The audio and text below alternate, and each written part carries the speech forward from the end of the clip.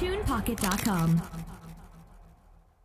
ચાલો છોકરાઓ, આપણે આગળ વધીએ. આપણા ચેપ્ટરની અંદર આપણે આગળ વધીએ. ચાલો, તો આજનો આપણે ટોપિક કંઈક સમજવાના છે. વાયુનો ગતિજ ઉર્જા આણ્વીયવાદ. ચાલો, તો આપણે આને સમજવાનો પ્રયત્ન કરીએ. ટોપિકનું નામ છે વાયુનો ગતિજ ઉર્જા. વાયુનો ગતિજ ઉર્જા આણ્વીયવાદ. તો થોડુંક ટોપિકને જો સમજવાનો પ્રયત્ન કરીએ કે આમાં શું આવી શકે એમ છે. તો આણ્વીયવાદ એટલે કે અણુનો વાદ. ગતિ ઉર્જા એટલે કે આ જે અણુ હશે એ અણુ ભાઈ ગતિ સાથે સંકળાયેલા હશે, ને એ અણુ કોના હશે? તો ભાઈ વાયુના હશે.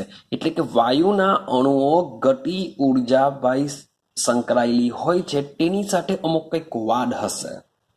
તો સૌથી પહેલા સમજવાનો પ્રયત્ન કરીએ કે આ જે થિયરી છે એ શા માટે આવી અને શું કરવા આવી.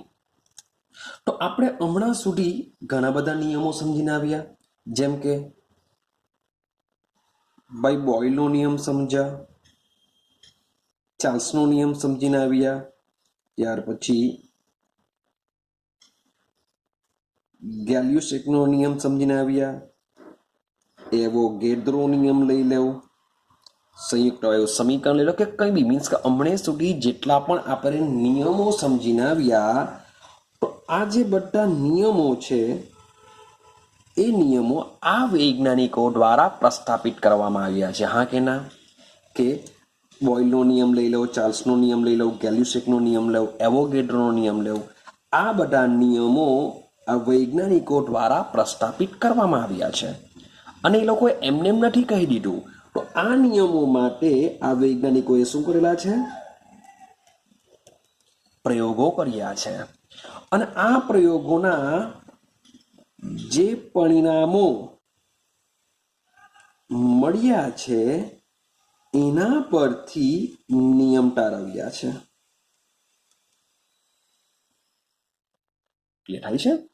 તો આપણે જેટલા પણ નિયમો સમજીને આવ્યા છે એ નિયમો ના પ્રયોગો કરવામાં આવ્યા હતા, અને પ્રયોગોના જે પરિણામો મળ્યા હતા એ પરિણામોને આધારે, એ પ્રાયોગિક માહિતીને આધારે આ નિયમો બનાવવામાં આવ્યા હતા. ક્લિયર? પણ એક સવાલ એવો આવે કે માની લો કે મારી પાસે હવા છે, એક પાત્રમાં મેં, ચલો બલૂન લઈ લઈએ, એક બલૂન છે, એ બલૂનમાં મેં હવા ભરી છે. તો આપણે બલૂનને દબાણ લગાડીશું તો ભાઈ બલૂન શું કરશે? સંકોચાય છે. બલૂન શું કરશે? સંકોચાય છે. તો ક્વેશ્ચન એવો ઊભો થાય કે યાર દબાણ લગાડવાથી શા માટે શું કહેવાય, હવા સંકોચન અનુભવે છે? અથવા તો ઉલટું વિચારીએ કે મારી પાસે મીન્સ કે દબાણ લગાડ્યું, ચાલો સંકોચવાનું લઈએ. માન લે કે મારી પાસે બલૂન છે, એ બલૂનમાં મેં હવા પડી છે. હવે આ હવાને હું સંકોચું છું, એટલે કે સંકોચન કરું છું. સંકોચન કરવાને લીધે બલૂનમાં પણ શું થશે? દબાણ વધે છે. સંકોચવાને લીધે દબાણ વધે. આપણે બોયલના નિયમમાં ભણીને આવ્યા હતા કે ભાઈ તાપમાન જો અચર રાખીએ, શબ્દ છે તાપમાન અચર રાખીએ, તો વાયુનું જે કદ છે એ વાયુનું કદ વધારતા તેનું દબાણ ઘટે છે, કારણ કે એકબીજાના વ્યસ્ત પ્રમાણમાં છે. એ જ પ્રમાણે ચાર્લ્સના નિયમમાં પણ ભણીને આવ્યા છે કે જે તાપમાન વધારતા કદ વધે છે. એટલે બધા નિયમોમાં કંઈ ને કંઈ આપણે સમજીને આવ્યા છે. તો હવે વૈજ્ઞાનિકો એવું સમજવા માંગે છે કે ભાઈ હવાનું સંકોચન જ્યારે કરીએ, માની લઈએ કે આ એક નિયમ જ છે કે હવાનું આપણે શું કરીએ છીએ, સંકોચન કરીએ છીએ ત્યારે એનું દબાણ વધે છે. તો ભાઈ શા માટે વધે છે? વૈજ્ઞાનિકો જાણવા આટું થયા. શા માટે વધે? ભાઈ કેવી રીતના વધે છે? પ્રયોગ દ્વારા ખબર તો પડી ગઈ કે સંકોચન કરતા દબાણ વધે. પણ ભાઈ એવું તો શું થાય છે? એવું તો વાયુની સપાટી પર શું થાય છે કે સંકોચન કરતા એનું દબાણ વધે છે. ક્લિયર થાય છે? તો આ બધું સમજવા માટે, આ બધા જ વસ્તુનું નિરાકરણ કરવા માટે, આ બધી જ વસ્તુને સારી રીતના સમજવા માટે આવ્યો એક વાડ આવ્યો. આ વાડને આપણે શું કહીએ છીએ? ગતિ ઉર્જા આણ્વીય વાડથી ઓળખીશું. મીન્સ કે જે પ્રયોગો કર્યા, પ્રયોગોના જે પરિણામો જે મળ્યા છે, એ પરિણામોમાં શા માટે આવું થાય છે? બોયલના નિયમમાં અચળ તાપમાન રાખવાથી દબાણ વધારવાથી કદ ઘટે છે. તો શા માટે ઘટે છે? એવું તો આની અંદર શું થાય છે કે કદ ઘટે છે? આ બધી જ વસ્તુ સમજવા માટે એક વાડ રચવામાં આવ્યો છે. આ વાડને કહેવામાં આવે છે ગતિ ઉર્જા આણ્વીય વાડ. આટલું ક્લિયર થાય છે? ચાલો હવે સમજો. આ જે ગતિ ઉર્જા આણ્વીય વાડ છે, એ વાડની રચવામાં આવી છે અભિધારણાઓ. આ વાડની શું રચવામાં આવી છે? અભિધારણાઓ રચવામાં આવી છે. અને આ જેટલી પણ અભિધારણા છે એ વાયુની જ છે, એ 100%ની વાત છે. પણ આ અભિધારણાઓમાં જે વાયુ છે, એ વાયુ ક્યાં તો પરમાણુ હશે અથવા તો અણુ સ્વરૂપે હશે એવું માનવામાં આવે છે. એવું સાથે લઈને ચાલશું કે વાયુની આ જેટલી પણ આપણે અભિધારણાઓ ભણશું, એ અભિધારણાઓમાં જે વાયુ હોય છે, એ વાયુ ક્યાં તો શું હશે? પરમાણુ હશે અથવા તો અણુ હશે. પણ આપણને આઈડિયા છે કે આ જે પરમાણુ અથવા જે અણુઓ હોય છે, જે પરમાણુ અથવા અણુ છે, તેને આપણે જોઈ શકતા નથી. પરમાણુ અથવા તો અણુને આપણે જોઈ શકતા નથી. માટે જ આ વાડને સૂક્ષ્મદર્શીય, વાયુનો સૂક્ષ્મદર્શીય નમૂનો પણ કહેવામાં આવે છે. વાયુના પરમાણુ કે અણુને આપણે જોઈ શકતા નથી, માટે આ વાડને શું કહેવામાં આવે છે? વાયુનો સૂક્ષ્મદર્શીય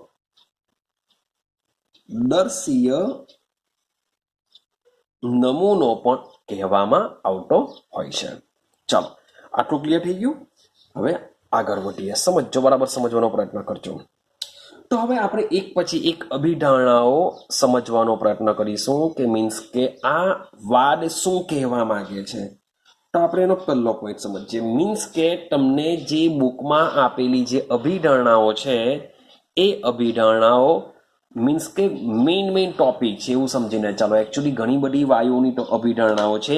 એ અભિધારણાઓમાંથી જે ઇમ્પોર્ટન્ટ અભિધારણાઓ હોય છે, તે જ મતલબમાં તમારી બુકમાં દીધેલી છે. રેડી છે? ચાલો સમજતા જઈએ શું કહેવા માંગે છે આ બધી જ અભિધારણાઓ. ચાલો પહેલો પોઈન્ટ કે માની લો કે મારી પાસે કોઈ એક વાયુ છે. મારી પાસે કોઈ એક વાયુ છે. તો આ વાયુઓ એક સરખા પરમાણુઓ અથવા તો અણુઓની મોટી સંખ્યા ધરાવે. ભાઈ તો સીધી સિમ્પલ વસ્તુ છે કે તમે કોઈ હાઇડ્રોજન લેશો તો ખાલી એક કણ કઈ હાઇડ્રોજનનો નથી લેવાના. તમે જથ્થામાં લેશો, 1 મોલ લેશો તો 1 મોલ હાઇડ્રોજન અણુમાં અણુની સંખ્યા કેટલી હોવાની? 6.022 × 10⁻23. મીન્સ કે તમે 1 મોલ વાયુનો જથ્થો પણ લેશો તો એમાં તો ઘણા બધા અણુઓ આવશે. હવે હાઇડ્રોજનની જો વાત કરીએ, હાઇડ્રોજનનો 1 મોલ ક્યારે કહેવાશે? માત્ર 2 ગ્રામ. માત્ર 2 ગ્રામ તમે વાયુ લેશો તો એ વાયુમાં હાઇડ્રોજનની સંખ્યા કેટલી હોવાની? અણુની સંખ્યા બી મોટી હશે, 6.022 × 10⁻23. અને જો પરમાણુની સંખ્યા પૂછે તો 6.022 સાથે × 2 કરી દો, 12 પોઈન્ટ સમથિંગ આવશે. તો 12 સમથિંગ ઇન્ટુ 10⁻23 આટલા કેટલી થઈ જશે? પરમાણુની સંખ્યા થઈ જશે. માટે વાયુઓ એક સરખા મીન્સ કે હાઇડ્રોજન લીધા હશે તો એની અંદર શું હશે? હાઇડ્રોજનના પરમાણુ હશે અથવા તો હાઇડ્રોજનના અણુઓની મોટી સંખ્યા ધરાવે છે. ક્લિયર છે? હવે આ જે પરમાણુ અથવા જે અણુ હોય છે એને આપણે શબ્દ યાદ રાખીશું કણો. કણોનો મતલબ શું થાય? ક્યાંય પરમાણુ હશે ક્યાંય અણુ હશે. તો આ જે કણો છે એ કણો કેવા હોય છે? ખૂબ જ નાના હોય છે. માટે જેને સૂક્ષ્મદર્શીય નમૂનો કીધેલો છે કારણ કે આપણે એને ખૂબ જ નાના હોવાથી જોઈ શકતા નથી. માટે આ જે કણો છે એ કણો કેવા હોય છે? ખૂબ જ નાના હોય છે અને સરેરાશ કેવા હોય છે? એકબીજાથી અલગ હોય છે. હવે એકબીજાથી સામા અલગ હોય છે? જરાક વેટ એન્ડ વોચ કરો. ક્લિયર છે? એકબીજાથી અલગ હોય છે. હવે તેઓ એકબીજાથી કેવા છે? ખૂબ જ નાના છે. તેઓનું જે કદ છે એ કદ કેવું છે?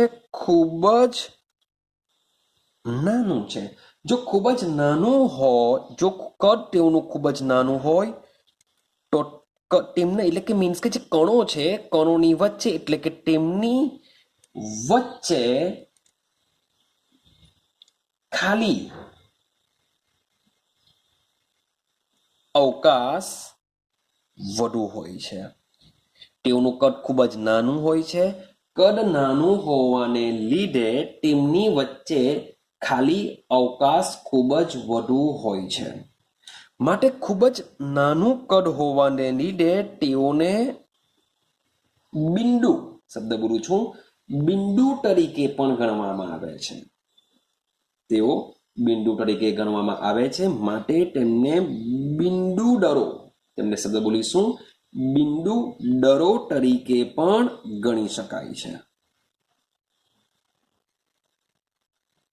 શું કરી શકાય છે? બિંદુ દળો તરીકે પણ ગણી શકાય છે.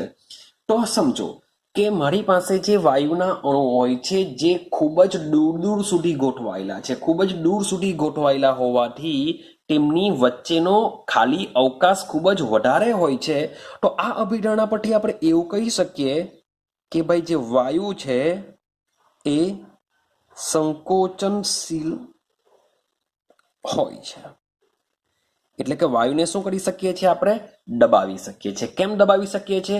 તેના મોલિક્યુલ કેવા છે? ખૂબ જ નાના છે અને તેના જે કણો છે કણો વચ્ચેની જે ખાલી જગ્યા છે એ ખૂબ જ વધારે છે. તેમની વચ્ચેનો અવકાશ ખૂબ જ વધારે છે કારણ કે તેઓ કદમાં નાના હોય છે. માટે આપણે વાયુને શું કરી શકીએ છીએ? ઇઝીલી સંકોચન આપી શકીએ છીએ. આઈડિયા આવે છે? હવે જોજો અહીંયા લખેલું છે કોઈ એક વાયુ. આ હાઇડ્રોજન માન લો કે કોઈ હાઇડ્રોજન માટે હોય તો એની અંદર હાઇડ્રોજનના જે પરમાણુ હશે એક માન લો કે બીજો કોઈ વાયુ લેવું ક્લોરીન તો એ ક્લોરીન અને હાઇડ્રોજનના જે કણો છે એકબીજાથી કેવા હોવાના? અલગ અલગ હોવાના. તેઓની વર્તણૂક બી અલગ અલગ હોવાની. હું વાત કરું છું ચાલો નાઇટ્રોજન વાયુની વાત કરતો હોઉં તો નાઇટ્રોજન વાયુની અંદર એના જે કણો હોવાના તે કણોનું કદ અને બીજી બધી બાબતો હાઇડ્રોજન અને ક્લોરીન કરતા કેવી હશે? અલગ અલગ હશે. પણ તમે કોઈ એક જ વાયુનો જથ્થો લેશો એની અંદર જે આવેલા જે બધા કણો હશે એ કણો કેવા હશે? ખૂબ જ વધારે હશે, નાના હશે ને તેઓ સરેરાશ એકબીજાથી કેવા હોય છે? થોડા થોડા અલગ હોય છે. કેમ અલગ હોય છે? વેટ એન્ડ વોચ કરજો. ક્લિયર છે? તો વાયુનો જે અભિધારણા છે એમાં પહેલો પોઈન્ટ કહેવા માંગે છે કે તમે વાયુનો જથ્થો લેશો તો તેમાં ખૂબ જ મોટી સંખ્યામાં પરમાણુ અને અણુઓ આવેલા હોય છે જે ખૂબ જ નાના હોય છે, જે બિંદુ દ તરીકે લેવામાં આવે છે. તેમની વચ્ચેનો અવકાશ ખૂબ જ વધુ હોય છે માટે તેઓ કેવા હોય છે? સંકોચનશીલ હોય છે. આઈડિયા આવે? ચાલો હવે જઈએ આપણે બીજા પોઈન્ટ પર. હવે જરાક જોજો ભાઈ સામાન્ય તાપમાને શબ્દ બોલું છું સામાન્ય તાપમાને અને દબાણે એટલે મીન્સ કે માન લો કે રૂમ ટેમ્પરેચર બી વિચારો કે ભાઈ રૂમ ટેમ્પરેચર પર દબાણ 1 બાર હશે. ટેમ્પરેચર મોટે ભાગે 27°C હોય છે. તો સામાન્ય તાપમાને અને દબાણે જે વાયુના કણો હોય છે એ વાયુના કણો વચ્ચે આકર્ષણ બળ હોતું નથી. વિચારો કેમ નહીં હોય? કેમ હોતું નથી?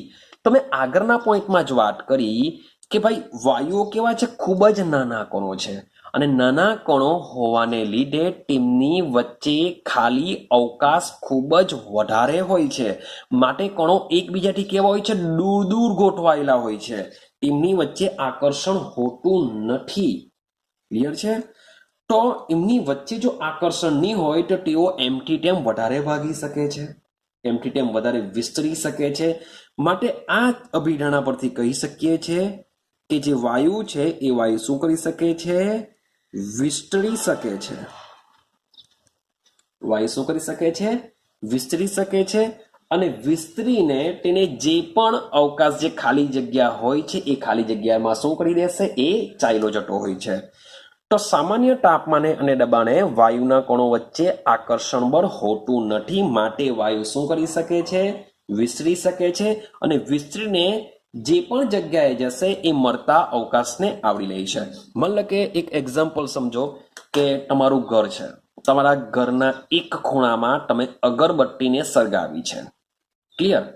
તો સળગાવ્યા બાદ તમે 1 મિનિટ પછી તમે એ રૂમમાં જશો તો જે ખૂણામાં અગરબત્તી હશે તેના વિરુદ્ધ ખૂણામાં જો તમે જશો તો ત્યાં પણ તમને એની સ્મેલ જોવા મળશે. કેમ? કે જે અગરબત્તીમાંથી જે ધુમાડો નીકળે છે એ વાયુ હોય છે. તો એ વાયુ શું કરશે? આખા રૂમમાં જેને જેટલી બી જગ્યા મળતી હશે એ બધી જગ્યામાં એ શું કરશે? વિસ્તરણ પામી જશે. આઈડિયા આવે છે? કારણ કે એના જે કણો છે એ કણો વચ્ચે આકર્ષણ બળ હોતું નથી. આથી મોલેક્યુલ શું કરશે? આગળ અને આગળ જે પણ એને અવકાશ મળશે એ અવકાશમાં વિસ્તરતો જશે જ. ક્લિયર થાય છે? તો બીજો પોઈન્ટ છે કે સામાન્ય તાપમાને અને દબાણે વાયુના કણો વચ્ચે આકર્ષણ બળ હોતું નથી. માટે વાયુ શું કરી શકે છે? વિસ્તરણ કરી શકે છે. તો બસ બીજો પોઈન્ટ આટલો જ યાદ રાખવાનો છે તમારે. વાત કરીએ ત્રીજા પોઈન્ટ ઉપર કે ત્રીજો પોઈન્ટ શું છે. ચાલો બરાબર સમજો. હવે મેં તમને કીધું કે વિસ્તરી શકે. વિસ્તરી શકે નો મતલબ શું થાય? એક જગ્યાએથી બીજી જગ્યાએ તેઓ જઈ શકે છે, એટલે કે ગતિમાં રહેશે. તો ત્રીજો પોઈન્ટ એના પરથી જ જોજો કે વાયુના કણો, કણો મીન્સ કે પરમાણુ અથવા અણુ, હંમેશા સતત, જો શબ્દ બોલું છું સતત, અને સાથે સાથે અસ્તવ્યસ્ત, સાથે સાથે અસ્તવ્યસ્ત ગતિમાં હોય છે. વાયુના કણો કોઈ દિવસ સ્ટોપ નથી થતા. જો સ્ટોપ થઈ જાય તેના પછીનો પોઈન્ટ તમને સમજાવું. મોટે ભાગે વાયુના કણો શું કરશે? સતત અને અસ્તવ્યસ્ત ગતિમાં હોય છે. મીન્સ કે તેઓ સતત અને સતત ગતિ કર્યા જ કરશે તો જ એ વિસ્તરણ કરી શકે છે. ક્લિયર છે? કોઈ દિવસ સ્ટોપ થતા નથી. જો શબ્દ બોલું છું, જો વાયુના કણો ગતિમાં ન હોય, સ્ટોપ થઈ ગયેલા હોય, ગતિમાં જો ન હોય અને ચોક્કસ જગ્યા હોય, મીન્સ કે સ્ટોપ થઈ ગયેલા હશે તો એ શું કરશે? ચોક્કસ જગ્યા. ક્યારે શક્ય બની શકે? માન લો કે મારી પાસે કોઈ વાયુ છે, એ વાયુનું આપણે પ્રવાહીકરણ કરીએ છીએ માત્ર ને માત્ર તાપમાન ઘટાડીને. જો પોસિબિલિટી વિચારીએ, એકચ્યુઅલી આ ક્યારે થઈ શકે? વાયુના અણુઓ ક્યારે સ્ટોપ થઈ શકે તે જો વિચારીએ તો સમજો જે વાયુ છે એ વાયુનું મારે પ્રવાહીકરણ કરવું હોય તો આપણે આગળના ચેપ્ટરમાં વાત કરી હતી કે વાયુનું પ્રવાહીકરણ કરવા માટે માત્ર ને માત્ર તાપમાનને ઘટાડીએ તો વાયુનું પ્રવાહીકરણ થતું નથી. એના માટે દબાણ પણ લગાડવું પડતું હોય છે.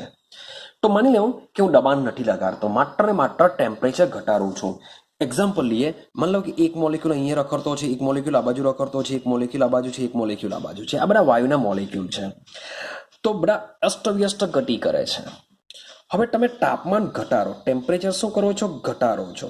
હવે ટેમ્પરેચર ઘટાડવાને લીધે આ જે મોલેક્યુલ જે બધા એમથી તેમ રખડતા હોય છે તેમની ઉર્જા ઘટે. ઉર્જા ઘટે એટલે કે તેમની ગતિ ઉર્જા ઘટે. ગતિ ઉર્જા ઘટે તો ભાઈ ટેમ્પરેચર તમે જેમ જેમ ઘટાડતા જશો તેમ તેમ આની ગતિ ઉર્જા ઘટી જશે. તો એ લોકો શું કરશે, કોઈ એક જગ્યાએ ફિક્સ થઈ જશે. એટલે અહીંયા લખેલું છે, જો વાયુના કણો ગતિમાં ન હોય અને ચોક્કસ જગ્યાએ હોય. કારણ કે ચોક્કસ જગ્યાએ આવું ક્યારે થઈ શકે, જો તમે વાયુનું ટેમ્પરેચર ઘટાડો તો. પણ તેમ છતાં બી પ્રવાહીકરણ થવાનું નથી, કારણ કે આપણે દબાણ અપ્લાય કર્યું નથી.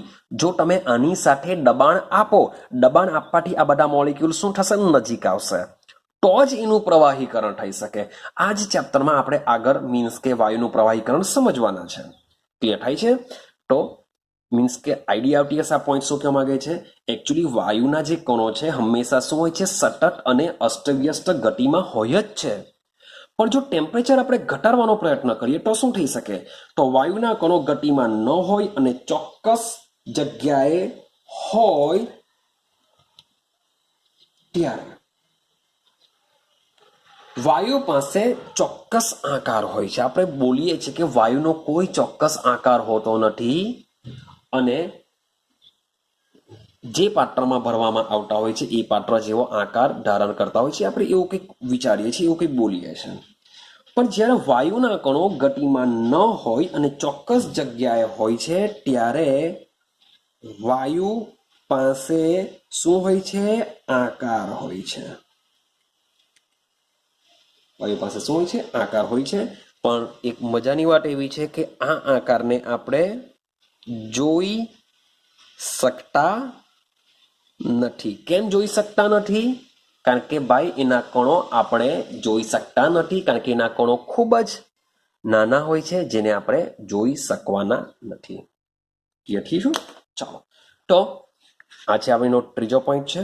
હવે આપણે વાત કરીએ એના ચોથા પોઈન્ટ વિશે. ચાલો સમજતા જજો. વાત કરીશું ચોથો પોઈન્ટ. ચોથો પોઈન્ટ શું સમજાવવા માંગે છે, જોજો. હવે મજાની વાત છે કે મેં તમને કીધું કે વાયુના કણો હંમેશા શું કરે છે, સતત અને અસ્તવ્યસ્ત ગતિમાં હોય છે. અસ્તવ્યસ્તનો મતલબ શું થાય કે જરૂર નથી કે સીધા ને સીધા ચાલ્યા કરે, ગમે ત્યાં કોઈ બી દિશામાં તેઓ એમથી તેમ ભાગતા હોય છે. પણ મજાની વાત એ છે કે આ જે વાયુના જે કણો છે હંમેશા શબ્દ બોલું છું, સીધી લીટીમાં શક્ય હોય તેટલી બધી જ દિશામાં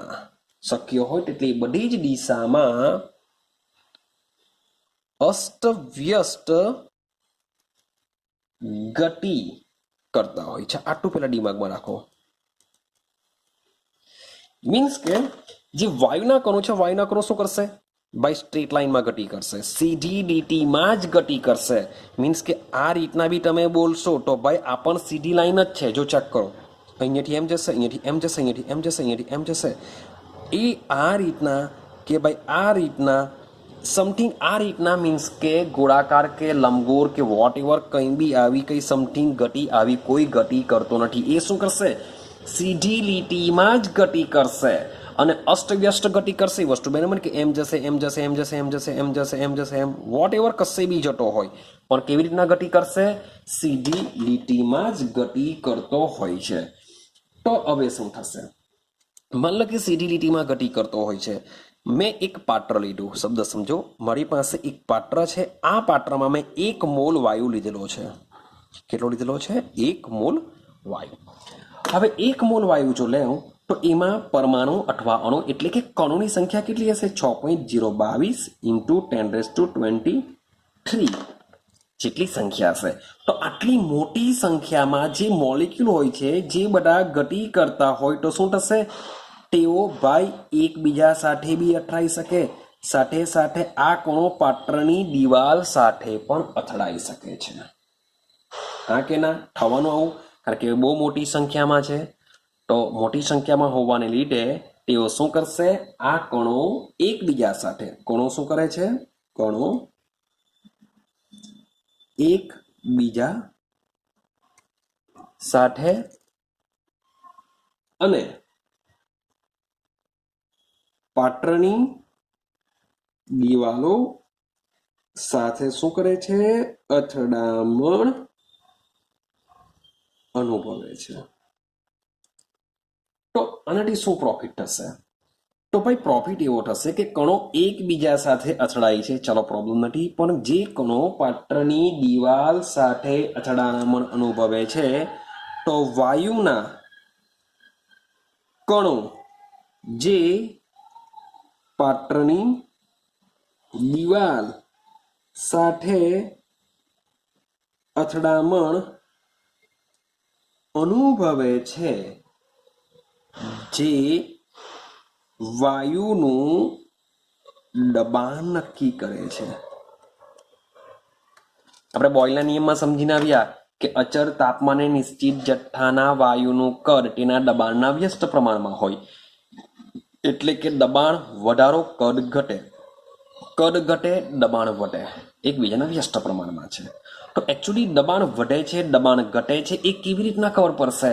તો એની અંદર જે વાયુના મોલેક્યુલ હોય છે એ વાયુના દબાણ વધેનો મતલબ શું થાય કે વાયુના કણો શું કરશે? પાત્રની દિવાલ સાથે વધુ અથડામણ અનુભવશે, જેને લીધે વાયુનું દબાણ વધતું હોય છે. સેમ વાયુનું દબાણ ઘટે છે એવું ક્યારે કહી શકાય? તો એની પાત્રની અંદર રહેલા જે વાયુના મોલેક્યુલ હોય છે અથવા જે કણો પાર્ટિકલ્સ હોય છે, કણો હોય છે, એ કણો શું કરશે? પાત્રની દિવાલ સાથે ઓછું અથડામણ કરે તો ભાઈ શું કરશે? ઓછું દબાણ અનુભવશે.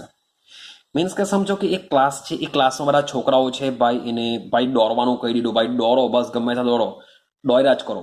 તો દોડ્યા કરવાથી શું થશે કે ભાઈ એ લોકો અંદર બી એકબીજા અથડાવાથી તેઓની ભાઈ હજુ આપણે નેક્સ્ટ પોઈન્ટ આપણે સમજવાના જ છે કે સમજો કે એકબીજા સાથે બી અથડાશે, સાથે સાથે ક્લાસની દિવાલ સાથે પણ અથડાશે.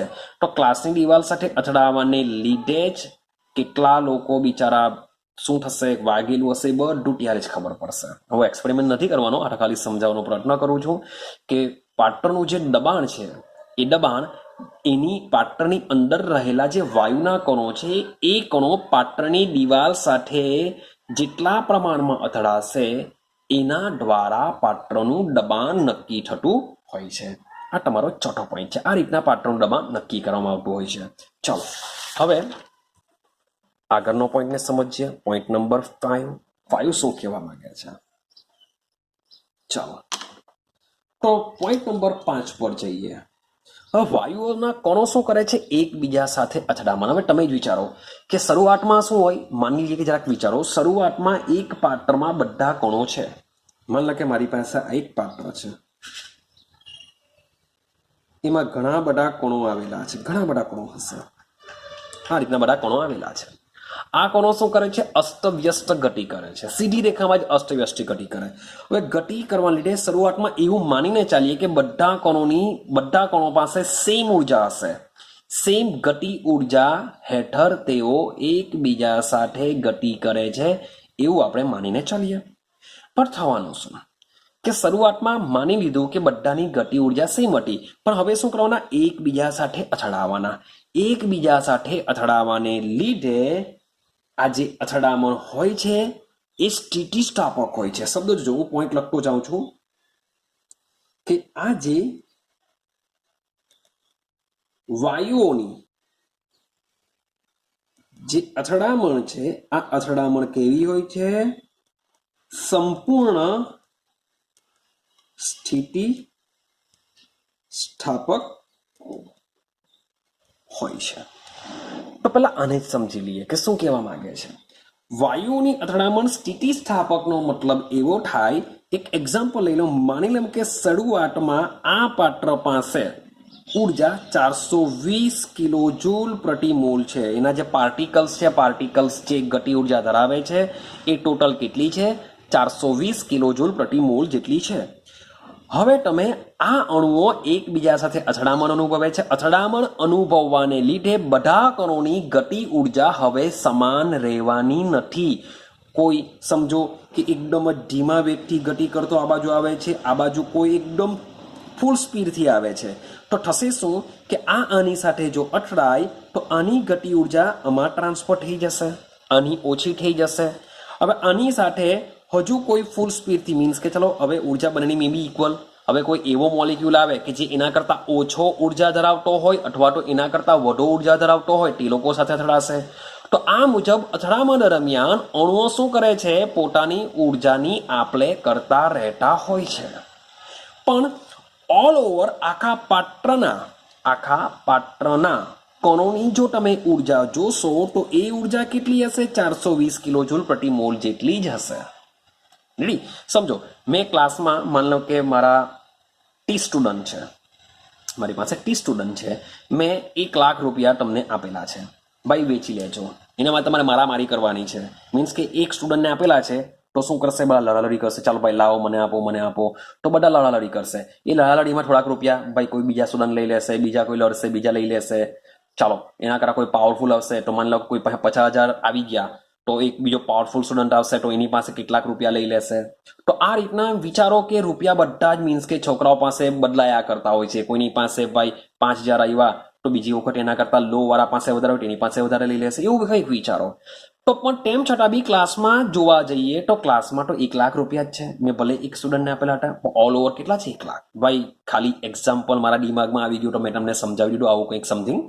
તો સમજો કે આ જ રીતના સેમ જે વાયુના જે મોલેક્યુલ હોય છે એ વાયુના મોલેક્યુલ પાસે શરૂઆતમાં જેટલી ઉર્જા છે એ ભલે હવે પાર્ટિકલ્સ એકબીજા સાથે અથડાય છે તેઓની ઉર્જા બદલાયા કરતી હોય છે, પણ તેમ છતાં આખા પાત્રના દરેકે દરેક કણની ઉર્જા પહેલા જેટલી હોય છે.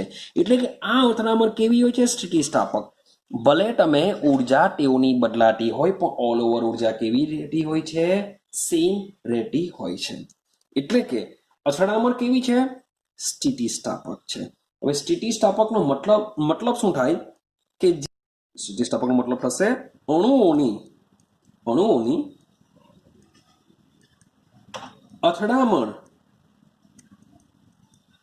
પહેલાની અને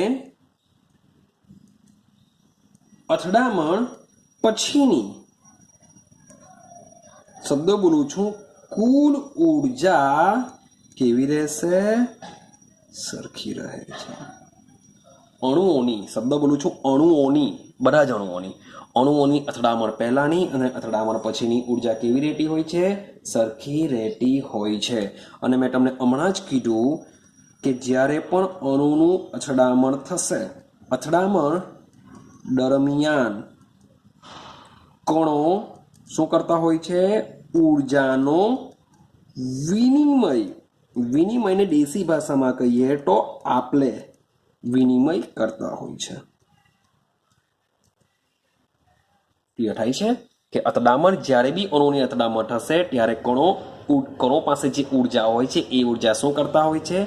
આપલે કરતા હોય છે. ક્લિયર થઈ ગયું આટલું? ચાલો, માટે જો કણો એકબીજા સાથે અથડાય છે ત્યારે જો તેમની ઉર્જા વિનિમય પામતી હોય તો શબ્દ લખી શકાય કે જે વ્યક્તિગત કણોની ઉર્જા બદલાય છે. વ્યક્તિગત કણોની ઉર્જા બદલાય.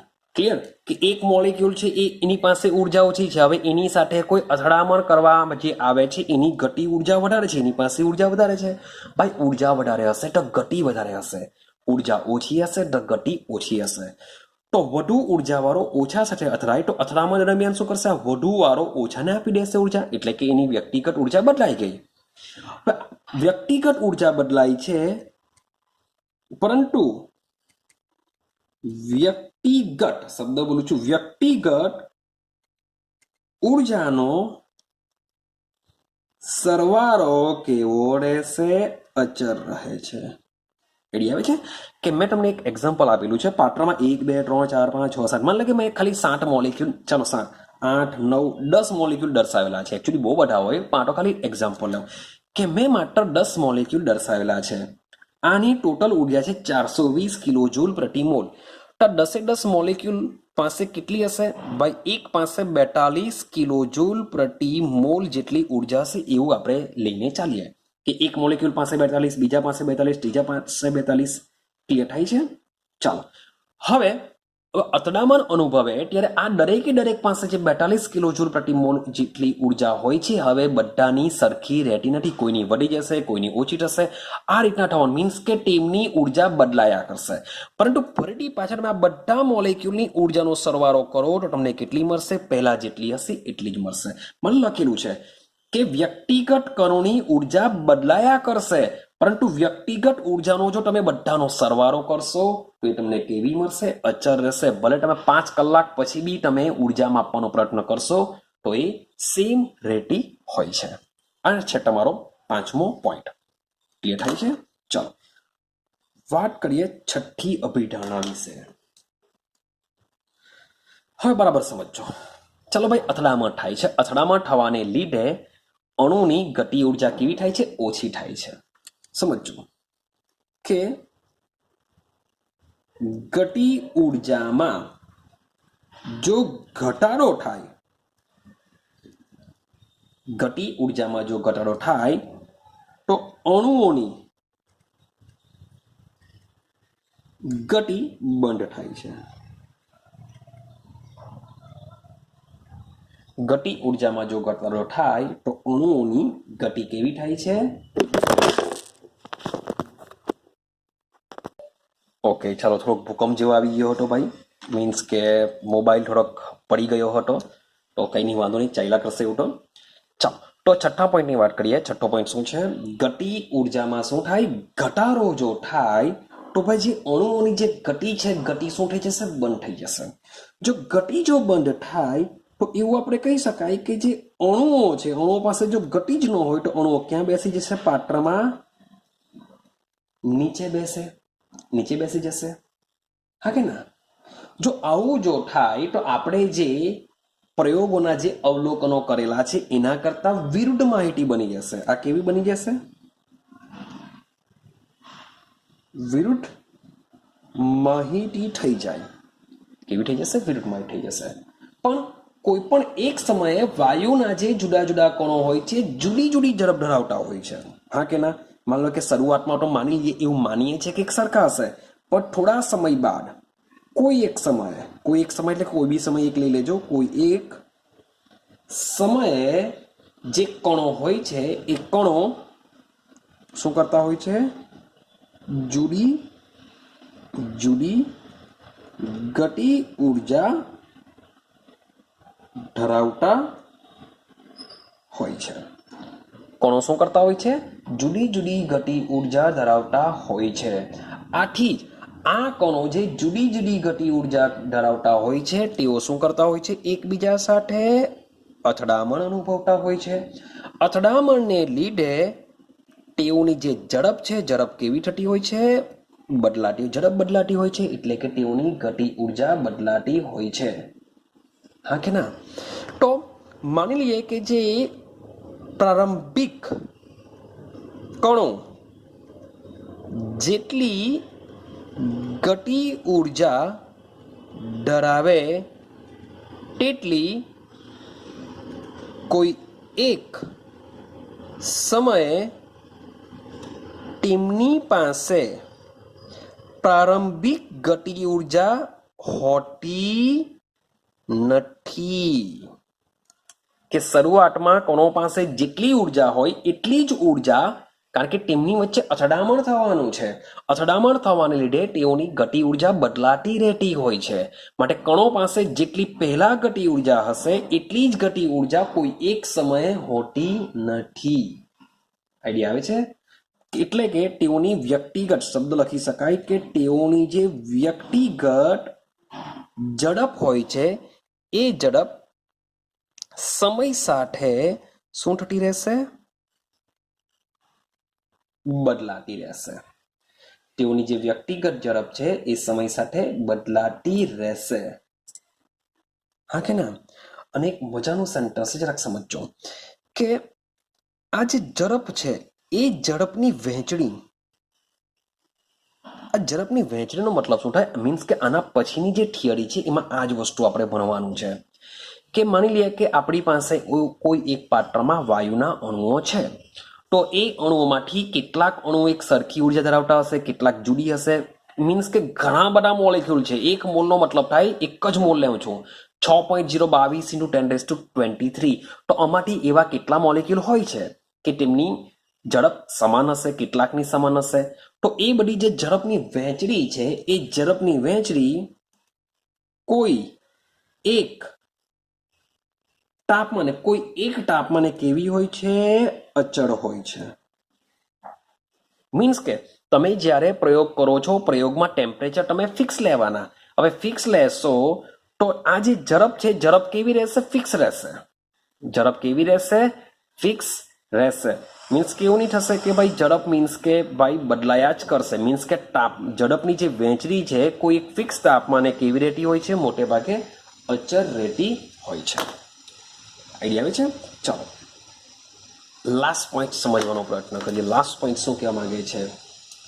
જો અણુને આપણે સમજીએ કે અણુને બદલાતી ઝડપ હોય તો તેને બદલાતી શું હશે? ગતિ ઉર્જા હોવી જોઈએ। કારણ કે ઝડપ એટલે જ આપણે ગતિ ઉર્જા સમજીએ છીએ કે જો અણુ પાસે બદલાતી ઝડપ હોય તો તેમની ગતિ ઉર્જા બી શું હોવી જોઈએ? બદલાતી હોવી જોઈએ। માટે જો એની ગતિ ઉર્જા જો બદલાતી રહેતી હોય તો આ કન્ડિશનમાં આપણે જો એની ગતિ ઉર્જા માપવી હોય તે હંમેશા કેવી માપવી પડશે? સરેરાશ ગતિ ઉર્જા જ માપી શકીએ। આપણે શું કરી શકીએ છીએ? એમની સરેરાશ ગતિ ઉર્જા જ માપી શકીએ છે। આઈડિયા આવે છે? ચાલો સમજો બરાબર। હવે આ ગતિવાદમાં આજે ગતિવાદ સમજીએ છીએ એમાં ધારવામાં આવ્યું છે, બરાબર સમજો, કે વાયુના અણુઓની સરેરાશ ગતિ ઉર્જા, વાયુના અણુઓની સરેરાશ ગતિ ઉર્જા નિરપેક્ષ તાપમાનના સમપ્રમાણમાં હોય છે। શબ્દ જોજો કે જે અણુઓની સરેરાશ ગતિ ઉર્જા છે તાપમાનના સમપ્રમાણમાં, એટલે કે જો તાપમાન વધારવામાં આવે તો અણુઓ પાસે ગતિ ઉર્જા વધવાની। જો ગતિ ઉર્જા વધે તો તેઓ સાથે એકબીજા સાથે અથડામણ બી વધવાની, એટલે કે તેઓની સરેરાશ ગતિ ઉર્જા પણ વધે।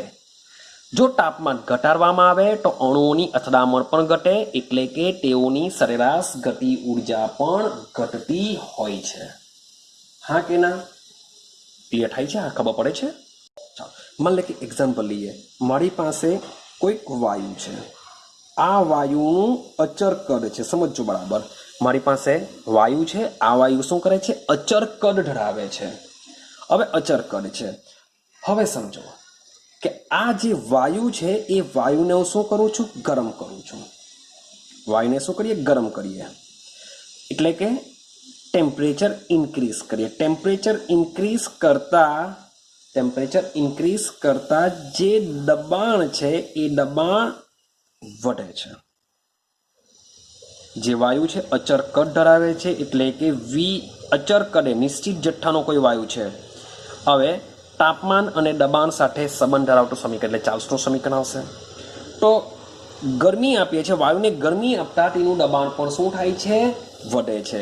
તો આપણે મીન્સ કે ચાલશે એટલું કીધેલું છે કે અચળ કદે નિશ્ચિત જથ્થાના વાયુનું તાપમાન વધારતા તેનું દબાણ વધે છે, એવું આપણે સમજીને આવ્યા છે। એટલે કે ટી ચલે છે પી, તાપમાન વધે દબાણ વધે, પણ કેવી રીતના વધે છે એ આ વાત સમજાવે છે। કેમ? કારણ કે તાપમાન જો વધારવામાં આવે તો શું થશે? કણોની ગતિ ઉર્જા વધે। શું થશે? કણોની ગતિ ઉર્જા વધે। હવે કણોની ગતિ ઉર્જા જો વધે તો આ કણો પાત્રની દિવાલ સાથે બોલો અથડામણ પણ કેવું થાય? વધે। કારણ કે તેમની પાસે ગતિ ઉર્જા વધી ગઈ।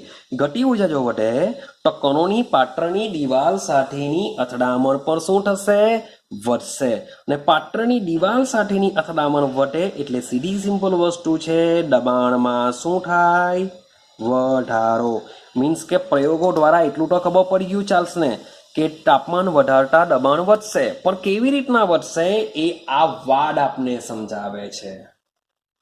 ક્લિયર થાય છે? મીન્સ કે આ વાડ પરથી આપણે જે આગળના જે પ્રાયોગિક પરિણામો છે એ પ્રાયોગિક પરિણામોને ખૂબ જ સરળતાથી આ વાડ દ્વારા આપણે સમજી શકીએ છીએ. મીન્સ કે પેલા પ્રાયોગિક પરિણામોને સમજવા માટે આ વાડ, આ આણ્વીય ગતિવાદ છે એની સંમતિ આપે છે કે જે પેલા પ્રયોગોમાં જે પરિણામો મળ્યા છે એ પરિણામો સાચા છે એ આપણે આ વાડ દ્વારા સંમતિ મળશે. ક્લિયર થાય છે? તો આ રીતના 7 વાડ આવેલા છે. મીન્સ કે એક્ઝામમાં તમને પૂછી શકાય છે કે ગતિજ આણ્વીય વાદની અભિધારણાઓ આપો અથવા તો સમજાવો. તો 3 માર્ક્સમાં જો પૂછાયો હોય તો તમારે આ રીતના તમારે શું કરવા પડશે? 6 પોઈન્ટ તમારે કમ્પ્લીટ લખવા પડશે. શબ્દ બોલું છું, કમ્પ્લીટ તમે એક લાઈન લખી દેશો તે નહીં ચાલશે. આઈડિયા આવે? તો બહુ મજાની થિયરી છે. આ થિયરી બી ખૂબ જ કામની છે, જે તમને પેલા જે આગળના પ્રયોગોના જે પરિણામો છે એ પરિણામોને સમજાવવા માટે આ થિયરી ખૂબ જ કામ લાગતી હોય છે. રેડી? હવે આપણી જે નેક્સ્ટ થિયરી આવશે એ પણ આને રિલેટેડ આવશે. મીન્સ કે મેં તમને કીધું કે એક પાત્રમાં વાયુના મોલેક્યુલ ભરેલા હોય તો એ મોલેક્યુલની ગતિ ઉર્જા કેવી હોય છે? અલગ અલગ હોય છે. કેમ અલગ અલગ હોવાની? કારણ કે તેઓ અંદર એકબીજા સાથે અથડાય છે, સાથે સાથે પાત્રની દિવાલ સાથે બી અથડાય છે, માટે તેઓની જે ગતિ ઉર્જા છે એ બદલાયા કરશે. તો હવે આપણે સમજશું કે પાત્રની અંદર ઘણા બધા મોલેક્યુલ હશે. એ મોલેક્યુલમાંથી કેટલા મોલેક્યુલની ગતિ ઉર્જા એક સરખી હશે, તેની ઝડપ બી કેવી હશે? સરખી હશે. એ આપણે સમજવાનો પ્રયત્ન કરીશું નેક્સ્ટ થિયરીની અંદર. ક્લિયર? તો આપણે નેક્સ્ટ થિયરી પણ બહુ મજાની છે, તો એ થિયરી આપણે નેક્સ્ટ વિડીયોની અંદર કવર કરીશું. તો મળીશું આપણે નેક્સ્ટ વિડીયોની અંદર.